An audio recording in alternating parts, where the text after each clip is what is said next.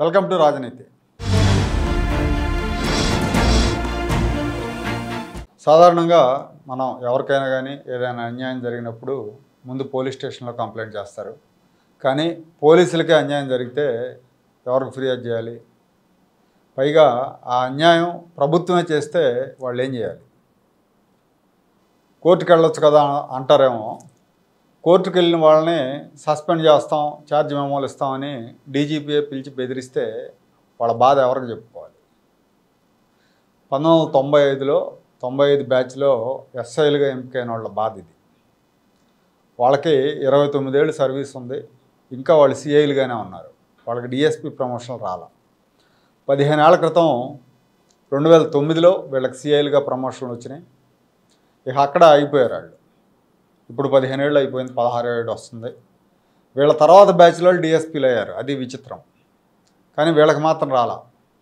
2009లో వీళ్ళు సిఐలుగా ప్రమోట్ అయినప్పుడు ఎస్ఐలుగా 2009 బ్యాచ్కి సెలెక్ట్ అయిన వాళ్ళు ఇప్పుడు వీళ్ళతో పాటు సిఐలుగా పనిచేస్తున్నారు. అంటే ఇద్దరు ఒకటయ్యారు. ఉమ్మడి ఆంధ్రప్రదేశ్ ఉన్నప్పుడు మొత్తం 249 సూపర్ న్యూమరీ డిఎస్పీ పోస్టులు శాంక్షన్ అయితే విభజన తర్వాత అందులో 149 ఏపీకి, 100 పోస్టులు తెలంగాణకు కేటాయించారు.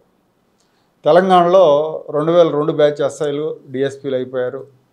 ఆంధ్రాలో 96 బ్యాచ్ వాళ్ళకు కూడా 2020లో డిఎస్పీలుగా ప్రమోషన్లు వచ్చినాయి కొంతమందికి.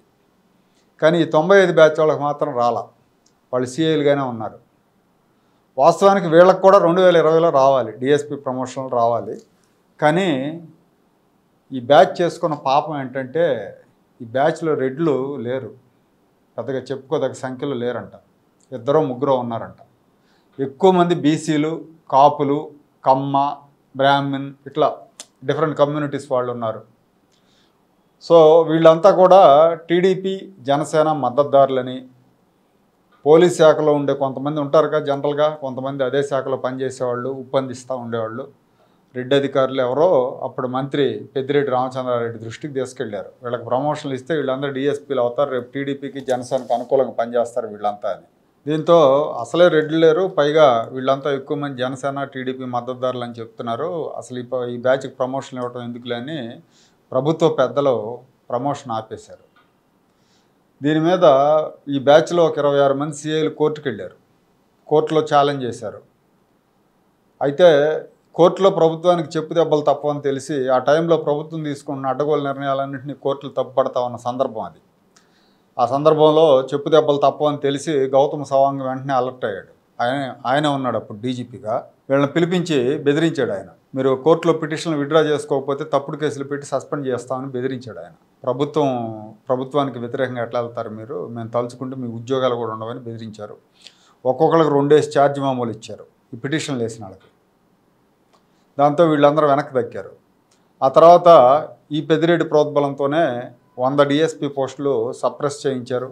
దీనివల్ల డిఎస్పీ ప్రమోషన్లు ఆగిపోయినాయి. ఈ 100 డిఎస్పీ పోస్టులతో పాటు 126 ఎస్ఐ పోస్టులు కూడా సప్రెస్ చేయించి బదులుగా 226 మందికి ఎస్ఐలకి సిఐలు ప్రమోషన్లు ఇచ్చారు. ఈ 226 మంది ఎవరంటే 2009లో ఎస్ఐలుగా సెలెక్ట్ అయిన బ్యాచ్ ఇది.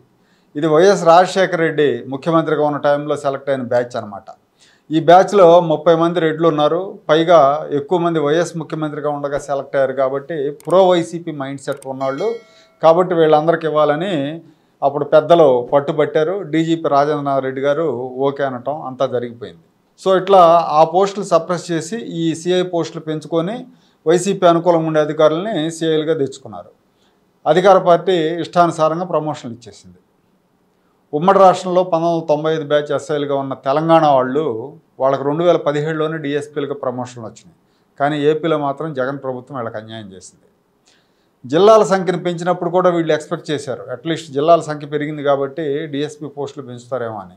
డిఎస్పీ పోస్టులు పెంచలేదు కానీ తగ్గించారు. ఇంకా తర్వాత సిఐలు పోస్టులు పెంచుకుని వాళ్ళ ఎస్ఐలకు ప్రమోషన్లు ఇచ్చుకున్నారు. కొత్తగా వచ్చిన చంద్రబాబు నాయుడు గారి ప్రభుత్వం అయినా తమకు జరిగిన అన్యాయాన్ని సరిదిద్దాలని వీళ్ళంతా అడుగుతూ ఉన్నారు.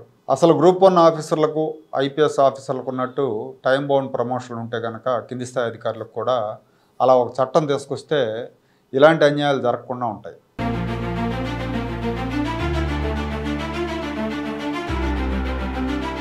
Like, share and subscribe to Rajaniti channel.